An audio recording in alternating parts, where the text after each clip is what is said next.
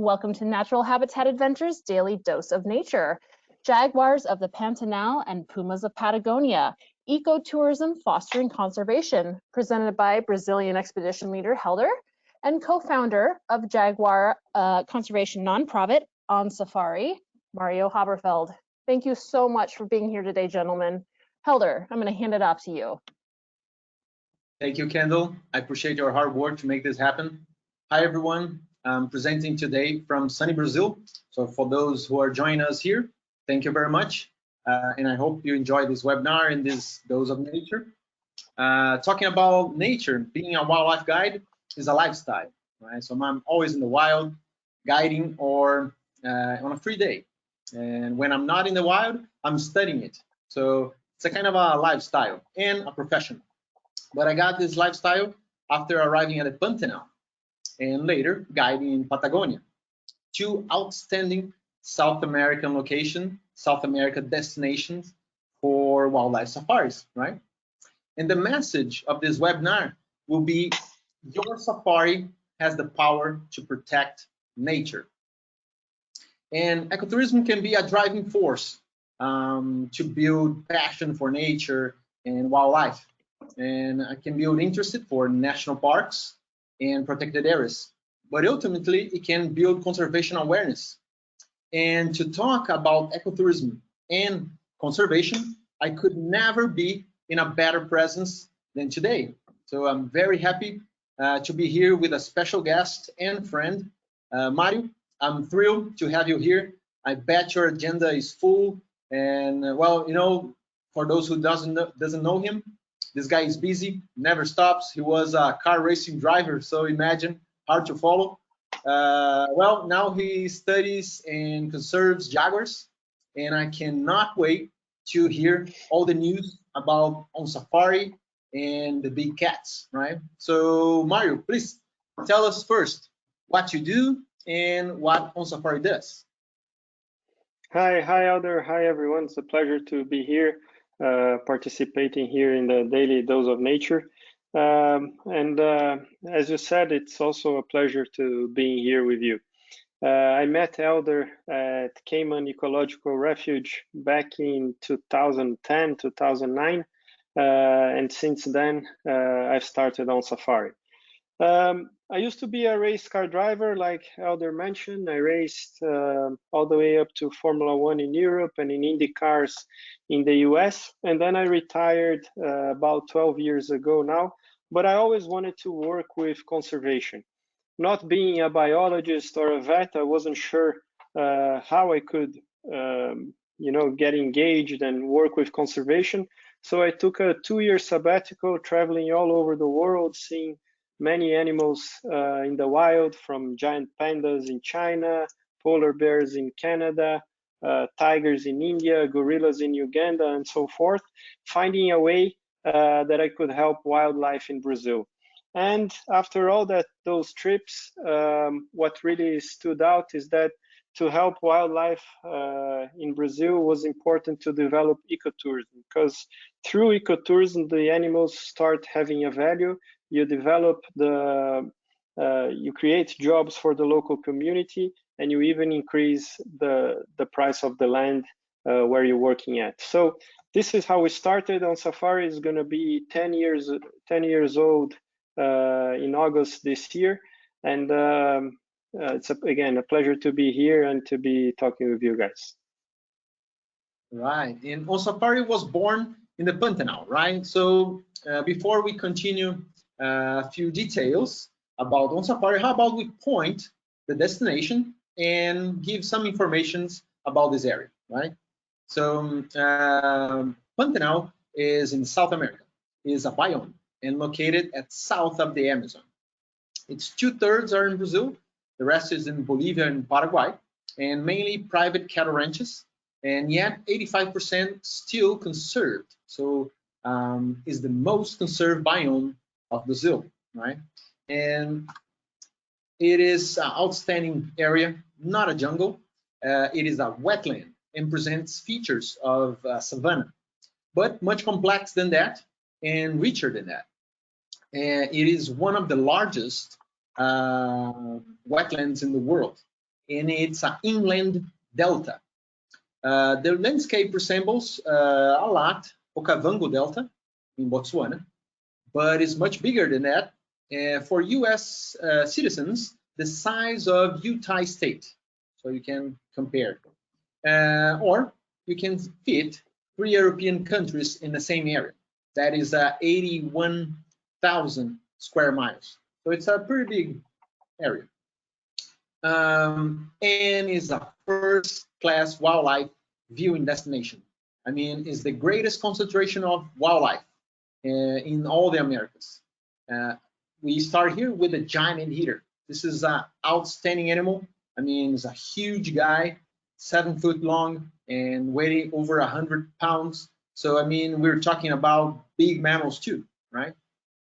We got beautiful wild cats like the ocelots, and we have chances to see in a night drive, for example, and it's a gorgeous animal. We got the hyacinth macaws, an outstanding, beautiful bird. It's the world's largest macaw, and we got to see actually a lot of them in the trips in a lot of species of birds. So in one trip, we may see over 100 species of birds. So it's a quite incredible destination. And of course, the jaguars, this incredible animal, the largest cat in all the Americas. So it's a fantastic area. And we explore by walking. For example, this is my favorite thing to do, walking with the anteater. It's just outstanding. We explore by boat at North Pantanal. We go for some wildlife on the rivers, and it's outstanding as well. We also go for night drives. So the nocturnal animal of Pantanal is outstanding, like foxes and tapirs, and there's so much to see. And of course, the safari drives, and including the jaguars too. This is a nice picture there with the 2 jaguars here. But we see so many species like armadillos, monkeys, deer, so many, and it's a fantastic destination. And it's a fantastic destination wildlife that Onçafari was born, right? So Onçafari was so young and yet has achieved important results, right? I mean, Mario, I remember back in 2011 when you, me, and the vet were planning to set camera traps and capturing jaguars, waking up in the middle of the night, helping the vet to door the animal. And already in that first year, the first cub of the mother jaguar, Esperanza, was born. And then 2 years later, her grandchild was born too. And then the jaguar family tree has begun to be tracked. I mean, Onçafari was so young and so fast. And so tell us more, Mario, about these incredible results. Yeah, so my idea of starting Onçafari in the beginning was to develop ecotourism. And through all these trips I've done, I found that people are really keen on seeing especially big cats. So the jaguar being the 3rd largest cat in the Americas, to me, it was key that these jaguars were viewable by people. So if you go back 10 years, it was impossible to see a jaguar in the wild. I mean, not reliably anyway, and impossible to see it by vehicles like we do at Caiman. So I travel all over the Pantanal, got to know everywhere. And at Caiman, we found the ideal place to start the project. Caiman is really big, it's 53,000 acres. You can say the number in, 53,000 hectares. I don't know, maybe 120,000 acres, something like that. It's a huge area, big enough to have a lot of jaguars that live only inside Caiman. And what we had to do is a process called habituation, because jaguars are naturally afraid of people. So we started with Esperanza, which is the first jaguar Elder just mentioned. And since then, she had had many cubs, grand cubs, great grand cubs.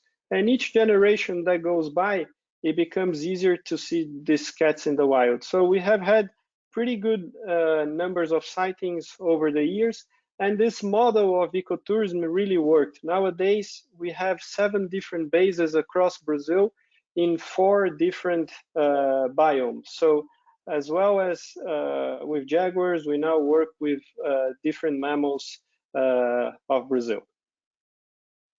Cool. Yeah. And next slide will show a little bit about the results of Onçafari, right? So this is the family tree. Yes. So this is Esperanza on top there. So as you guys can see, she had 7 cubs in 4 different litters. And then I'm not quite sure right now, but maybe 12, 14 grand cubs. And now we're just finding her great grand cubs. The nice thing is that all of these jaguars are pretty much all of these jaguars are viewable to the guests that go there right now. And over the years, the number of sightings has been increasing. About 98% of the guests that visited us in 2019 saw at least a jaguar during their stay. So there's the sightings rate. So when we started back in 2011, they used to have, I don't know, around 10 sightings a year. It kept going up, and like I said, in 2019, we had over 900 sightings. This number could have reached 1,000. Unfortunately, that was the year that we had big fires in that part of the Pantanal. So the lodge was shut down for a month. Luckily, everything recovered. The Pantanal is looking great again. And we're looking forward to a great year now that all this pandemic hopefully is going down at the moment. As far as guest sightings, it used to be around 2% of guests that used to see jaguars while there. We went up to 98% in 2019. And last year, despite the ecotourism being down, 95% of our guests saw at least a jaguar in the wild. So this is amazing considering that 10 years ago, it was pretty much impossible to see. And more importantly, all the sightings are long lasting. So nowadays, we got to a point that you go, you see the jaguars, and most of the time you leave and the jaguar is still there. So it's a completely different behavior that the jaguars have nowadays. And the other interesting fact is that jaguars are crepuscular or nocturnal. So theoretically, they would only walk around and everything during the day or during the night.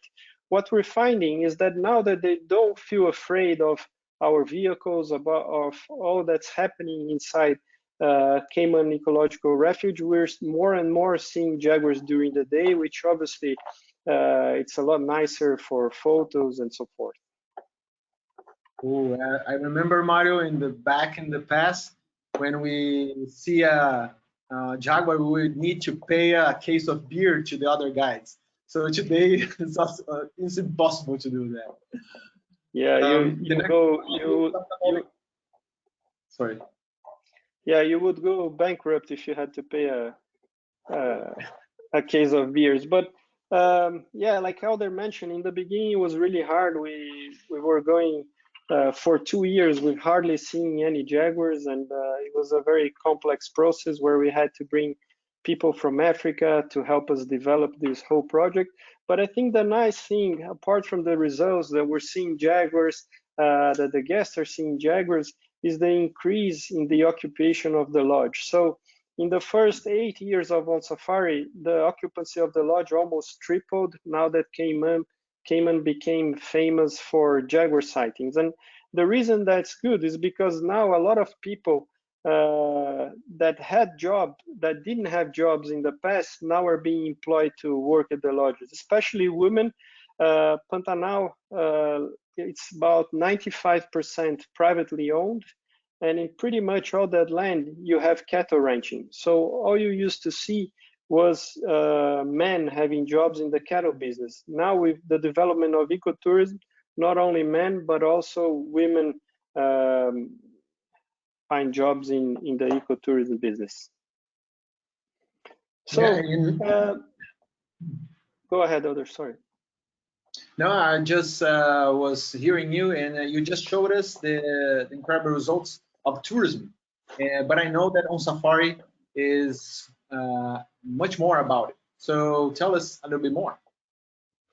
Yeah, so Onçafari was founded purely to habituate jaguars and develop ecotourism with the sense of protecting the fauna, right? Then the reason we worked with Jaguar was because jaguars are on the top of the food chain. So by protecting jaguars, or to even have jaguars in your property, you have to protect all the food chain. So from the ants that the anteater would eat, and then the jaguars eats the anteater, or the fish that the caiman eats, and the jaguar eats the caiman. So it's what I call our Brazilian lion that draws people to the Pantanal. So ecotourism worked pretty well. Then what we found is that very little is known to scientists, to people about jaguars. I mean, it was impossible to see a jaguar in the wild. So we decided to do a lot of different research about jaguar behavior, if they do or don't climb trees, how the cubs disperse and so forth, as well as more scientifically things, so like DNA testing, diseases, and so forth. So we created a science part of it. We also have a social part of it where we talk to the communities, try to employ them, help them, especially in this situation we're going at this moment. I think Onçafari has donated last year over $100,000 to the communities around, so buying food, medical supplies, and cleaning equipment, and so forth due to this pandemic. We have an education side of this where we give presentations to schools all around the world, university. We publish documentaries, books, and so forth, hoping that people will learn about the jaguar and the importance of preserving the wildlife. Then we have a front called Rewild, where we were the first people that were able to reintroduce jaguars back into the wild. So that happened about 5 years ago, where we got hold of 2 cubs that the mother had died, and they were going to end up in a zoo and stay there the rest of their lives.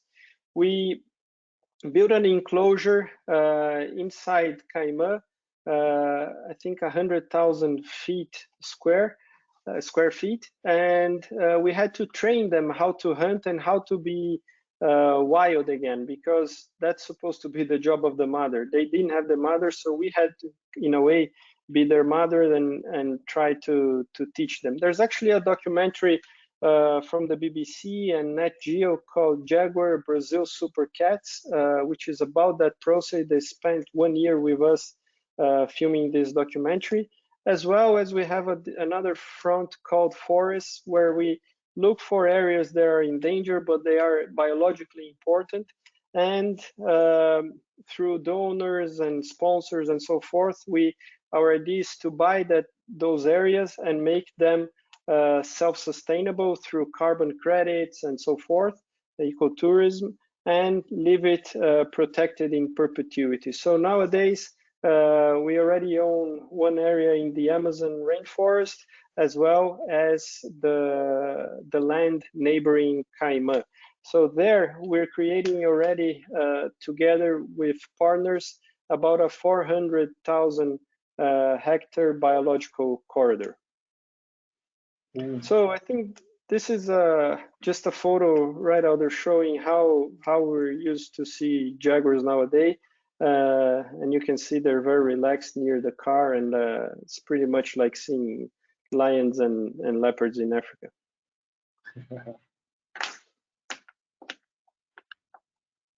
And here a little bit about the social work of Onçafari. Yeah, so this is a typical photo of what you would see in Pantanal in most places, men herding cattle. And nowadays, we see a completely different thing. In fact, almost 55% of Caiman's employees nowadays are women. So they are employed at the lodge.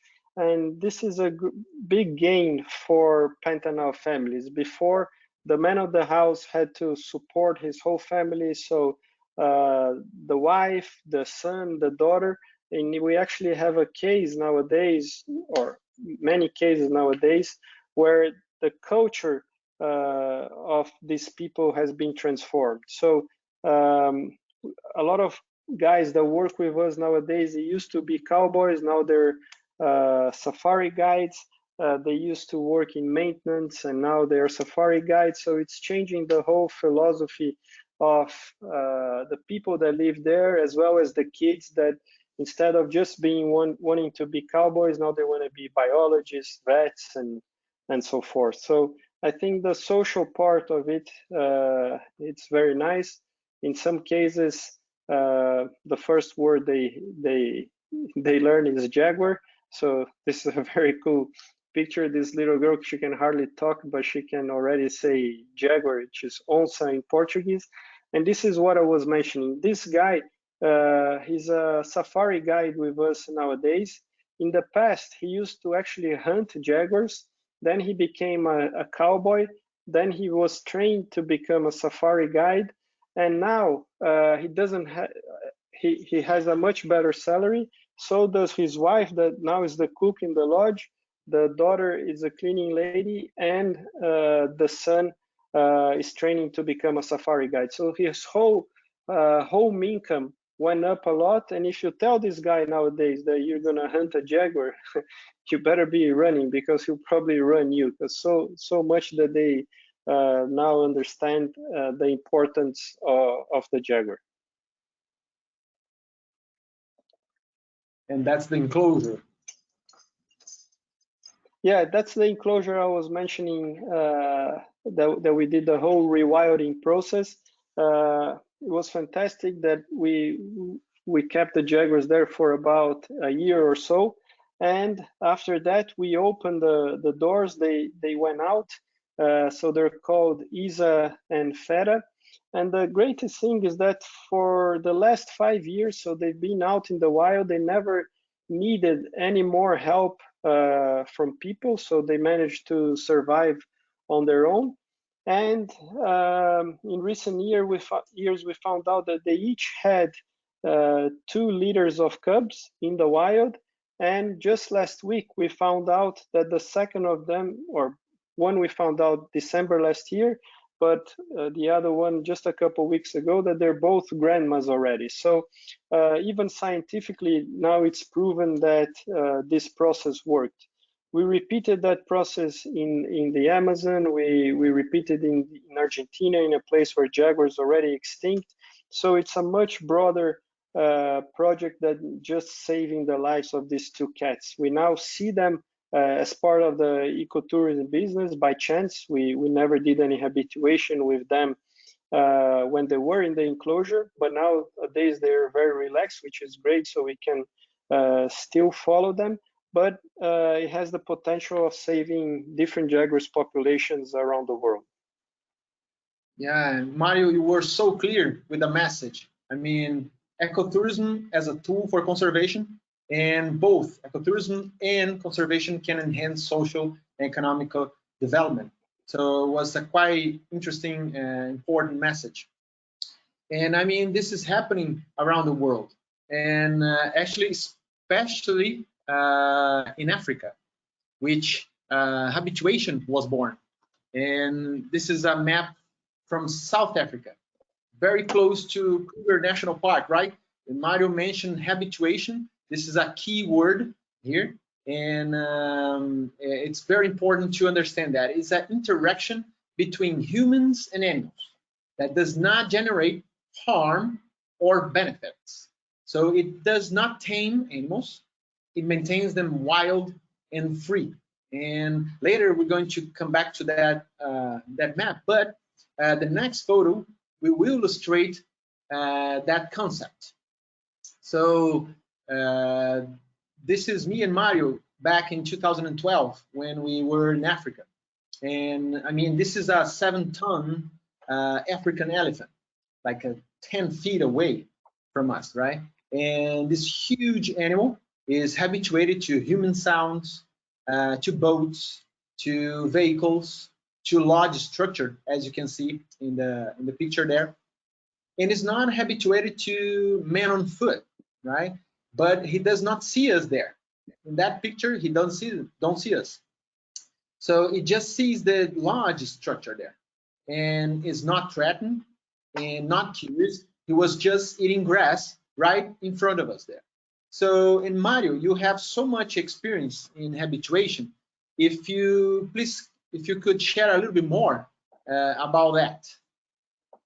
Yeah, I think basically the best way to describe habituation is to make, in our case anyway, is to make those jaguars viewable by people, which means that they're not afraid of our vehicles. So with time following the same jaguar, frankly, for many years, I think with Esperanza, and you were part of this this program, we were following her for basically a couple of years without hardly seeing her.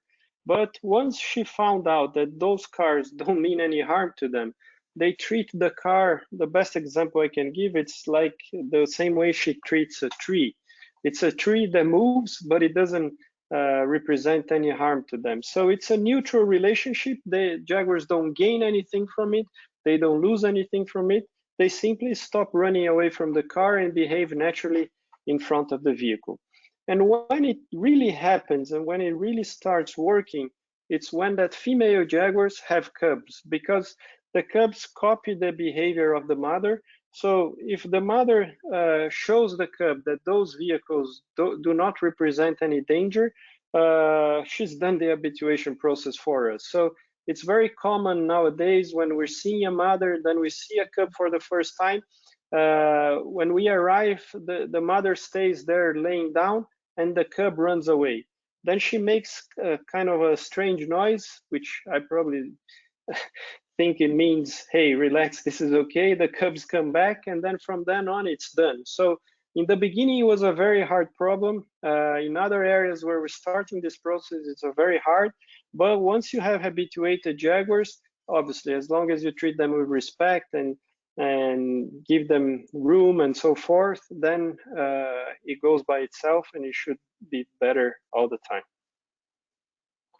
Cool. And we just showed an Africa photo because actually the concept started in Africa, right?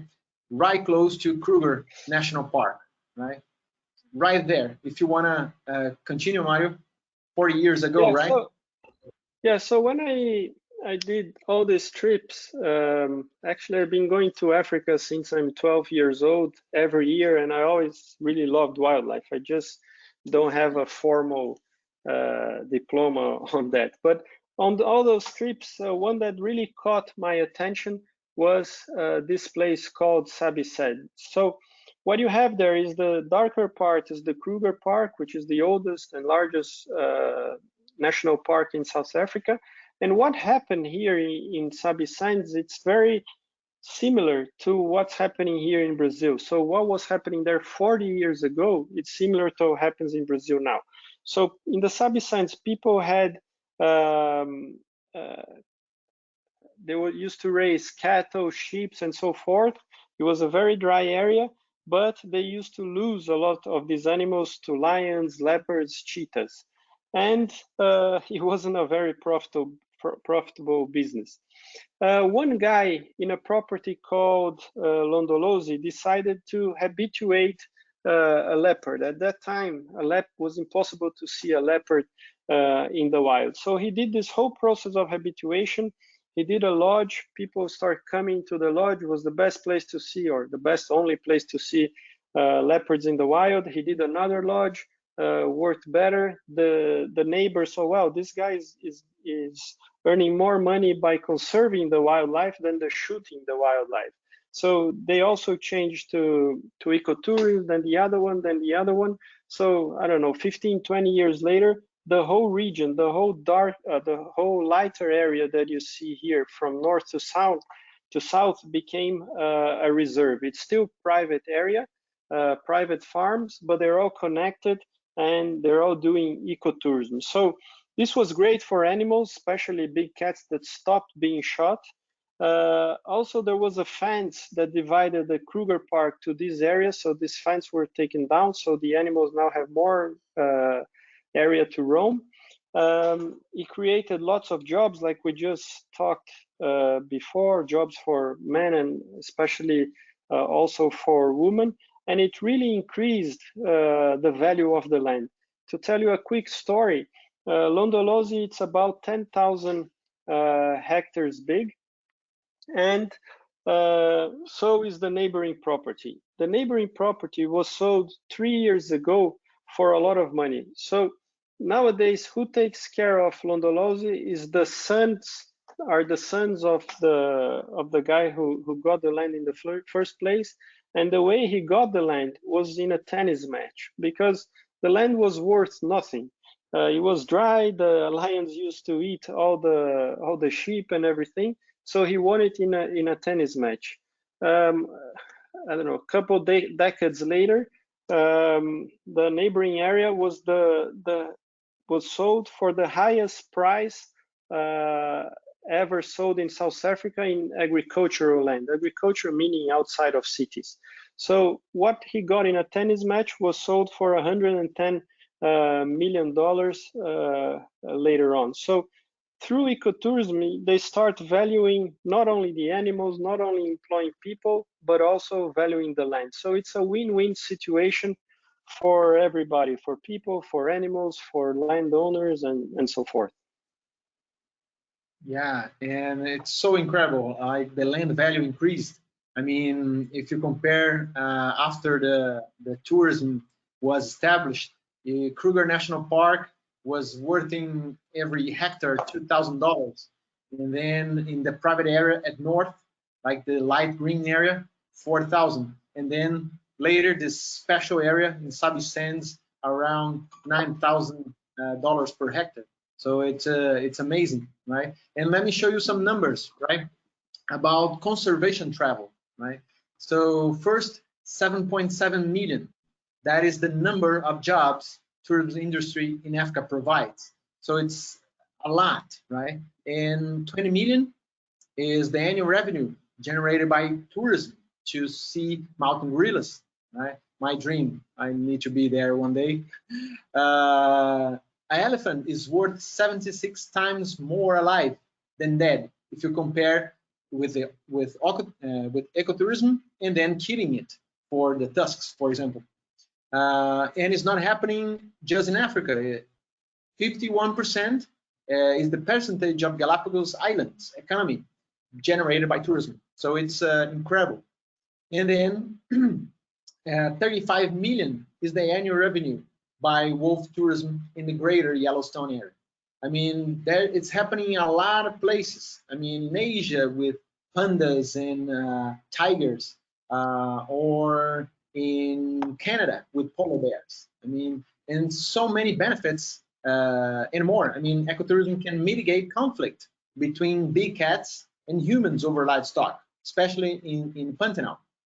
So, I mean, you, Nat Hab traveler, your safari has the power to protect nature and people. I think this is a good message here. And well, we have talked about jaguars and Pantanal, Onçafari and conservation, and it's happening in the Pantanal where I guide, but also is happening in another destination where I lead Nat Hab trips, which is Patagonia. So how about we fly from Pantanal to Patagonia to track some pumas there, right? Well, it's a long way. It's from 70 degrees south to 51, and we're going to a specific area in Chile, a national park, Torres del Paine. That's where we find pumas, right? And well, Patagonia presents so many attractions. Famous snowy mountains like these, Torres del Paine, and their hidden lagoons, or Fitzroy Massif, or also called El Chaltén Mountain, right? And notice the forest there. We have chances to walk in this beautiful, beautiful forest where we find so many animals, special birds as well. We have chances to see some glaciers like that and ice fields in the back. I mean, you can hear some caverns, and it's a beautiful place. of course, wildlife. We see flamingos. Those are Chilean flamingos. We can get pretty close and see them, big groups as well. We got some guanacos. This beautiful landscape is also in the park. You can notice the vegetation there. So this is a kind of a puma territory. And to see a little bit closer the guanacos here, because this is a big animal, big mammal. I mean, we got chances to see big mammals. So it's an endangered species, quite big, 6 foot tall, yeah, and 250 pounds. So it's a pretty nice guy to see, and we see hundreds of them on the park. So great chances to see behavior, right? And then the condors, of course, the Indian condors, these fantastic scavengers that weigh 25 pounds. So imagine a bird like that, and the wingspan there 10 foot long. So there's a lot of wildlife there. And this is inside the park too, close to the entrance, and that is specific a puma territory, specific one female with cubs we have seen recently there, and that's a lake called, well, Laguna Amarga is the lagoon. And notice the vegetation there too. It's Patagonia steppes, so very typical habitat for pumas. And one trail there we do, it's beautiful, also in Patagonia steppes. That is territory of a puma too. And so now you're getting more familiarized with the puma land, right? And my first time there in Patagonia was in 2009. And back in that time, we didn't see pumas like we see today. There was not a culture of searching and finding them. So the mindset was so hard to find and so elusive. So people really didn't see them. But let me show you why. This is a picture there in a valley where we take a walk. And this beautiful valley, there's a lot of rock formation, these conglomerates, as you can see in the right side of the picture. And there's a beautiful lagoon there with white swans, like we call Coscoroba swans, which also we have in Pantanal. And sometimes you're just walking and you don't pay attention to some details. For example, you see the group of swans in the water, but you didn't see that swan out of the water there to the right. And so when you start to look for some details, and then when you get your binoculars to look, and you got some nice thing going on there. You got a puma on a kill.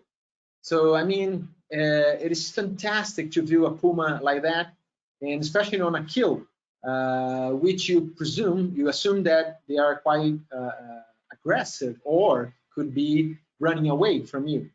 So in that sighting, we got there for over 2 hours looking at that animal. We crossed the valley, so we were walking with the group in a line, and the animal was relaxed. So I mean, it is so important to get the details. So in Pantanal is a little bit different from the Patagonia today, because we really need to put a lot of effort on landscape scanning to find it. But I bet, Mario, to find jaguars in the Pantanal is not that easy too, right? So if you wanna... Yeah, as you can see, I mean, pumas, jaguars, all the animals, they really camouflage really well. Like I said, the size of Caiman is 56,000 hectares, which is about 56,000 football fields put together. And in that area, we're looking for jaguars. If you look to this picture, there's a jaguar on that tree. So if you imagine if you would scan all the trees, how hard it would be. It's really hard to see the jaguar on that tree. So we had to do a lot of different ways, from tracking, from looking, there you see the jaguar. So from looking to following vultures to find kills, So these animals, they really camouflage really well, and if they don't want you to see them, it's going to be impossible to see them. So now that we have them habituated, they just behave normally. If they're walking on the road, they keep walking, and that's why it's making nowadays a lot easier to see them. Yeah, and well, continue here with the camouflage. This next picture is shown on 2 pumas in the grassland there. And we were over a mile away, and I was using a 400 millimeters lens. So it was a long shot. It is really hard to see them in the environment. They really disappear. And well, pumas are also called cougars or mountain lions. And that's why. That picture here, the next one, shows how they're blend in that kind of environment, right? So they are really masters of camouflage. I mean, I was walking in the trail with a group, and the puma was in a sphinx position when I found it. It was around 140, 150 feet away. It was kind of a close, and I took a long time actually to find it. So, I mean, they are really masters of camouflage. And but year after year, you start to learn a little bit more how to find them. And one of the best chances is to go out in the morning, right? Before the sunrise go. And when the pumas are active, they are coming back maybe to rest. And so when the light is coming out, they're moving, easier to spot. So next picture here will show one of these times when we left the lodge before the sunrise, when it was still dark, and we were stopping the vehicle, going out of the vehicle just to scan the landscape, and going out and going in at that time. And then in the morning, this big male was walking in a rocky hill, like you can see here, and he was totally relaxed. He saw us, but he kept his way, and while the group was enjoying. So the animal got a eye contact with the group, not afraid, not threatened, not interested on us. So one level of habituation, right? And the next picture is also interesting because it shows 2 pumas, and once you see like that, you might think maybe a couple, but that was 2 females, and the last one was a big female. She is monitored actually, and she is called Sarmiento.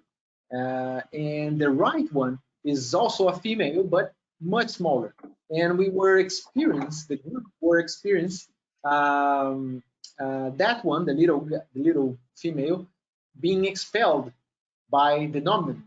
So another kind of behavior and another level of habituation.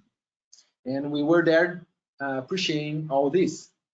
And then the next picture here, another puma. This is a female, and in a totally different situation. That was close to Eco Camp, the lodge we stay at the park, and she was quite close to the lodge. And we were arriving from a safari drive when we saw it. We were able to leave the vehicle in a safe way and walk and look, appreciate the animal. And later the animal entered a forest, a kind of a deep vegetation. And then we follow her by the birds chirping, right? So we could see where she was going. And I knew she had 2 ways, just 2 ways. Or she would climb the rocky hill, and then we would see her, or she would go down to the road.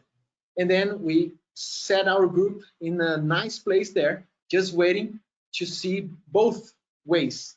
And then she went to the road. We got this picture there. So this is important because here we have an example of the need of studying the habitat and studying the animal behavior, trying to predict what's going on.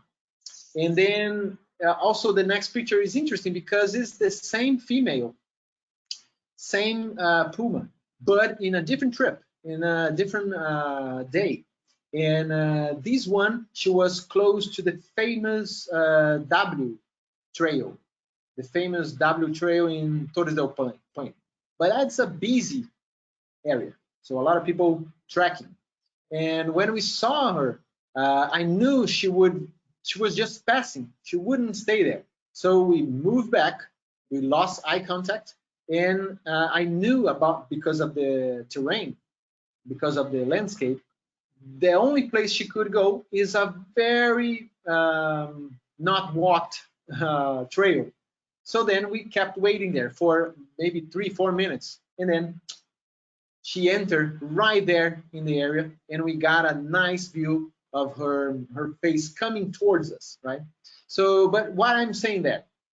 Because when you know the area, when you got the infrastructure for ecotourism, when you got the lifestyle, the wildlife, and then when you got the knowledge of the animals, you got successful big cat viewing tourism, right? So this is one of the most important things to do to get there. And well, and according to the latest studies of Puma livestock conflict, remains as 150 years ago in Patagonia, southern Chile. I mean, it's the same situation. I mean, there's a lack of data about pumas, about puma population size, about rates of predation on livestock or wildlife. And I mean, this is very similar to Brazil, right, Mario?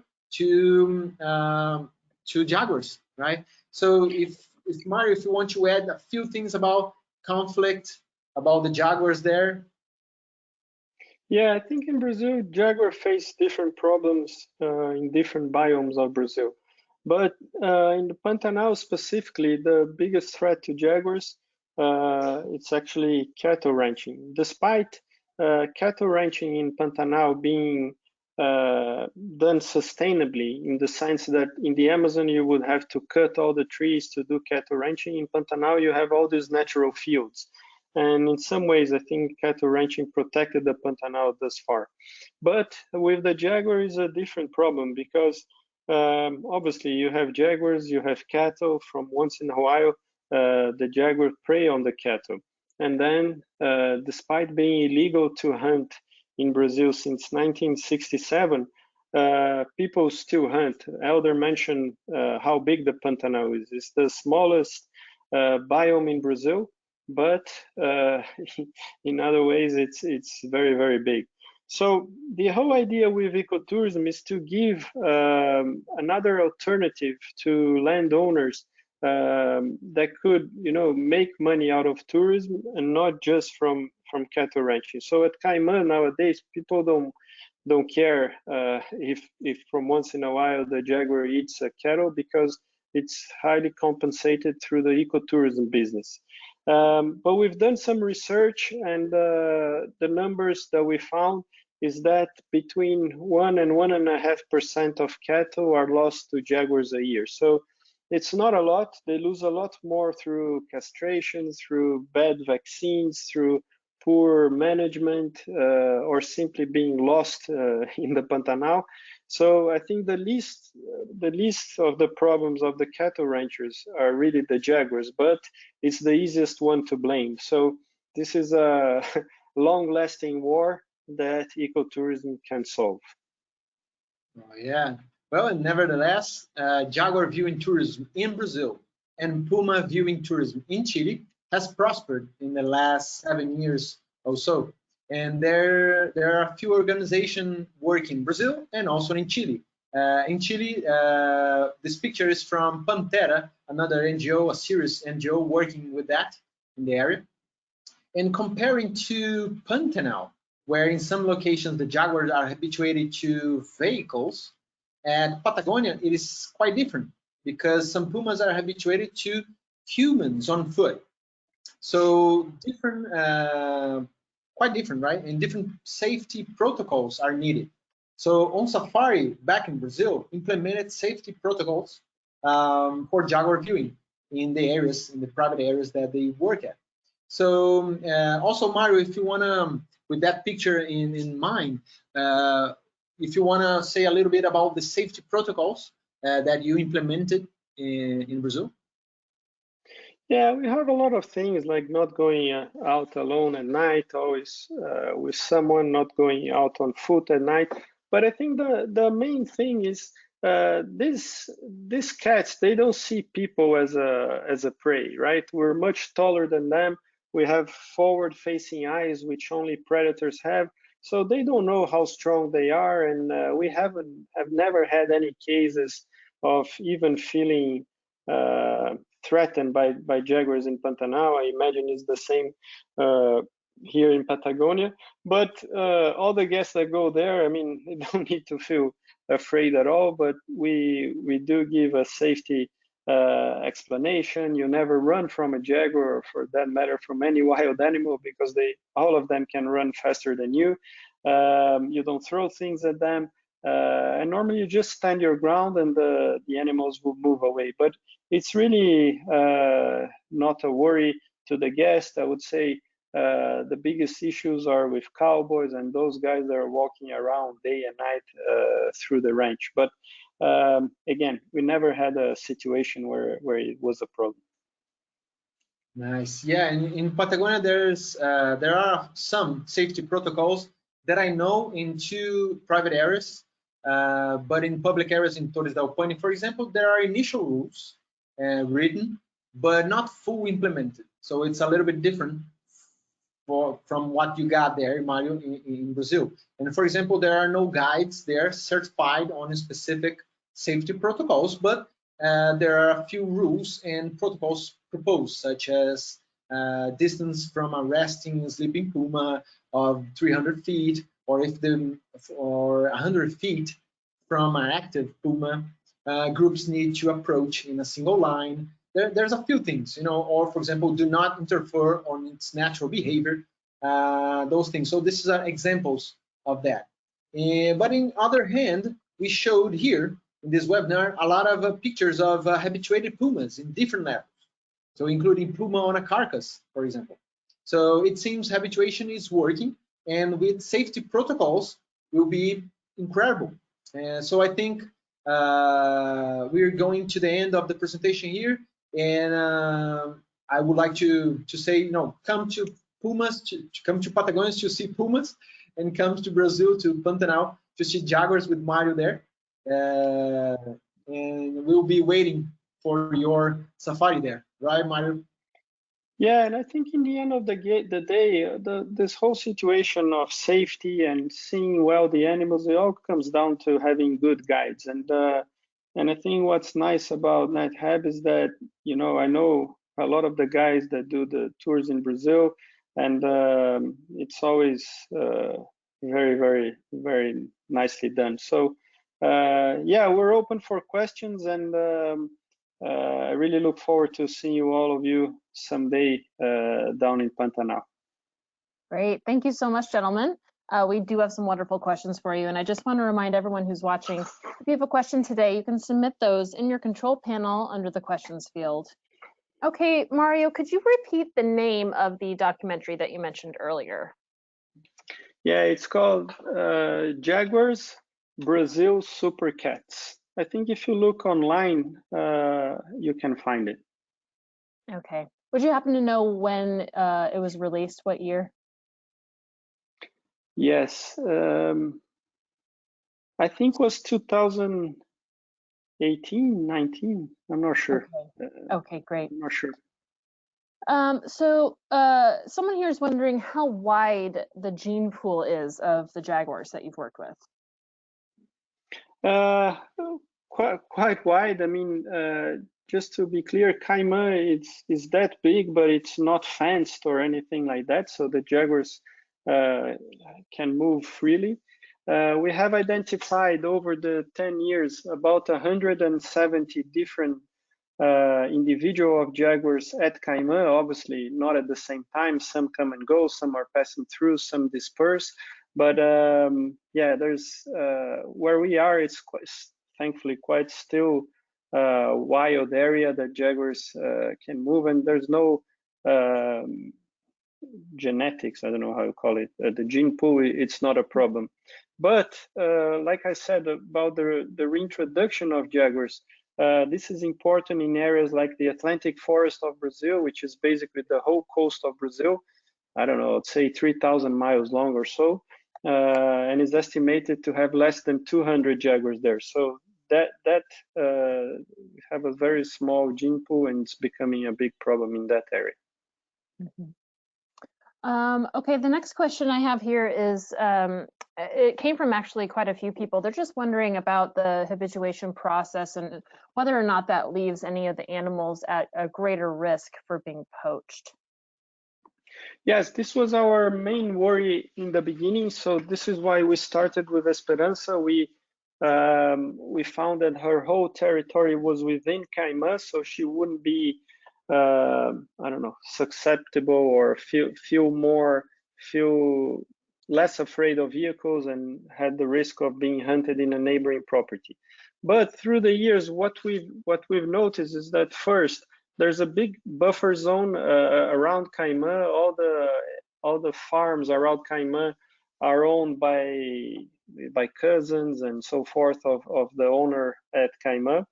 And the second thing, we found that even inside Caiman, if it's not our vehicles, if it's not one of our guys that knows exactly how to approach each jaguar, then the habituation doesn't work. So if a hunter came even to Caiman, to the most habituated jaguars, and didn't know how we do the process or drive in a certain way, never directly to the animal, always leaving an escape route for the animal and so forth, the animal would run anyway. So to the best of our knowledge, we never lost any jaguars to poaching or anything like that.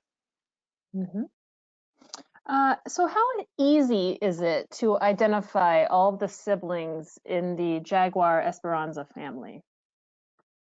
Well, every jaguar, their spots, right? It's like our fingerprint. It's unique to every individual. So this is how we identify different jaguars. And I don't know if this is the question, but it's easy to know which one is which, and to know who's the mother, because obviously they females spend up to 2 years with the mother, so it's easy to know which is which.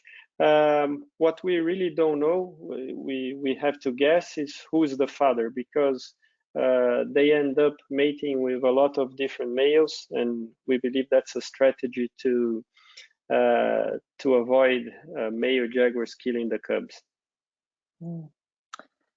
So a few people want to know how pumas and jaguars compare in size. I can actually say that because the largest jaguar we captured at Caiman, through our scientific branch, we do capture jaguars from time to time. Some of them we fit with a GPS radio collar for different studies, which falls off automatically after a year. And we're also doing a rewilding process with a couple of pumas nowadays at Caiman. So I would say a big jaguar in Pantanal would weigh up to 140 kilos, which is, I don't know, roughly 300 pounds. Yeah, something like that. And a puma weighs 50 kilos, which would be like 100 some pounds. So they are more than twice as big. Mm. Yeah, and we see in Patagonia, which is a close area to the poles, so colder area, we see bigger pumas. It can be up to 180 pounds, even 200 pounds. So it's a big guy. Usually this happens when it goes to close to the polar areas, because the size and the surface, which is quite different, and the size grows different way as the surface. So I mean, you see big pumas there, so quite different from the small pumas in the Pantanal. How much they weigh, Elder? in Patagonia? In weight 150, 180 pounds. So it's a big guy.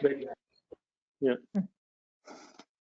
So a question we often get when we talk about Brazil on here is about the fires. So if you want to give us just an update on how the Pantanal is doing now, and someone in particular wants to know how it affected the different species at the Caiman Ecological Reserve.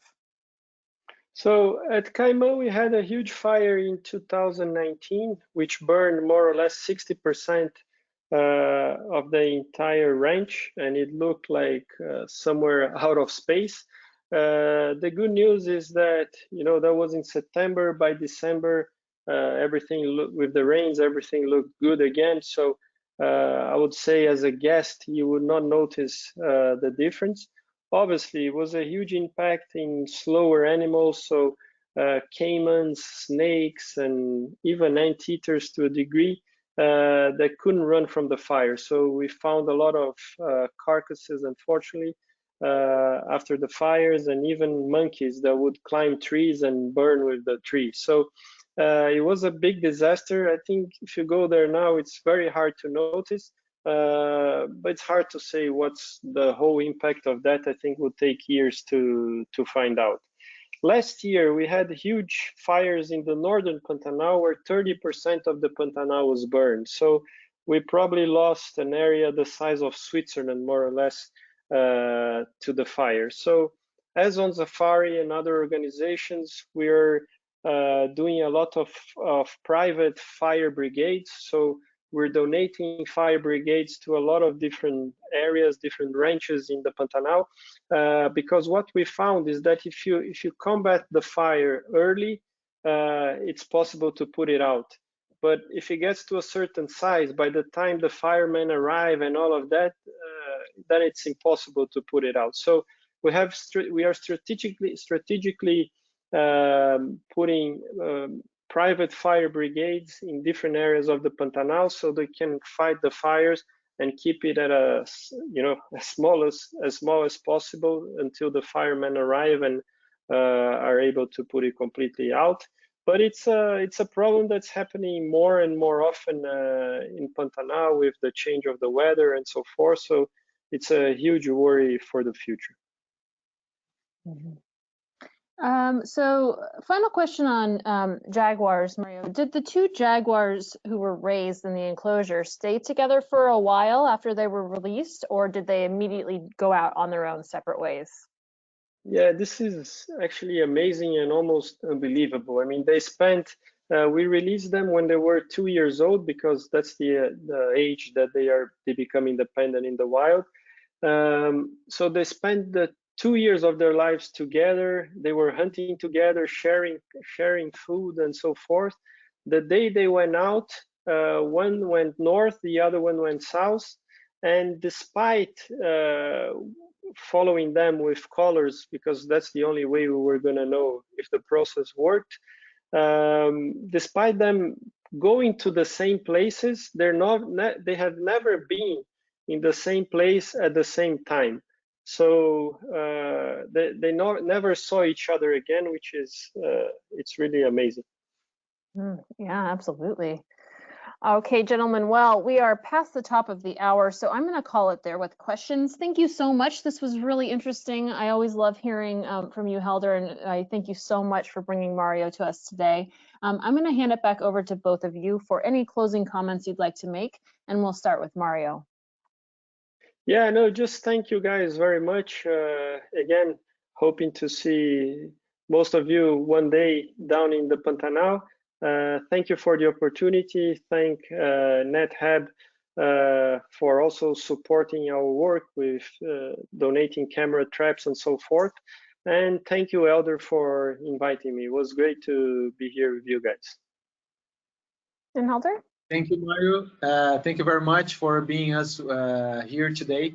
I think a lot of people were asking me a few things, and then we were making a series of webinars with researchers and actually wildlife leaders, as you are. So I think we're starting now a few things, and then we'll invite a few researchers. So thank you very much again. to be with us here, and thank you all to see us here today. Thank you so much again, gentlemen. I really look forward to that new series, Helder. Thank you. And just a reminder to everyone who's watching, you can register for this week's webinars on our website at nathab.com/webinars. Be sure to join us tomorrow for our next Daily Dose of Nature. We did record today's presentation, and we'll have the replay available on our website soon. And with that, I'll conclude the webinar. Goodbye, everybody. Thank you.